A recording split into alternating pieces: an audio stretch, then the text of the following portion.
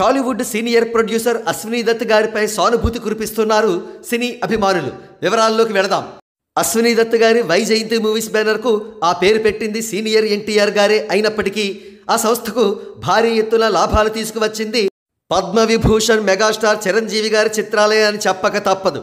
Vyjayanthi movies బ్యానర్కు Chiranjeevi గారు చేసిన మొదటి చిత్రం జగదేక వీరుడు అతిలోక సుందరి తెలుగు సినీ ఇండస్ట్రీలోనే one of the all time classic industry హిట్స్గా నిలిచింది.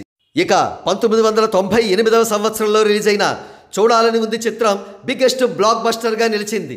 కాగా 2002వ సంవత్సరంలో రిలీజ్ అయిన ఇంద్ర చిత్రం ఆల్ టైమ్ ఇండస్ట్రీ హిట్ స్థాయిని ఆనాడు సాధించింది. కాగా వైజయంతి మూవీస్ బ్యానర్లో చిరంజీవి గారు చేసిన జై చిరంజీవ చిత్రం యావరేజ్గా నిలిచినప్పటికీ కూడా అశ్విని దత్ గారికి మంచి లాభాలనే తీసుకువచ్చింది.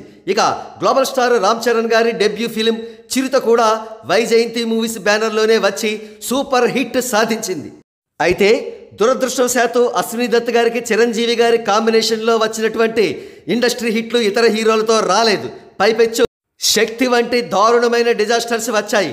ఆ చిత్రానికి 30 కోట్ల రూపాయల లాస్ వచ్చిందని స్వయంగా అశ్విని దత్ గారే చెప్పారు.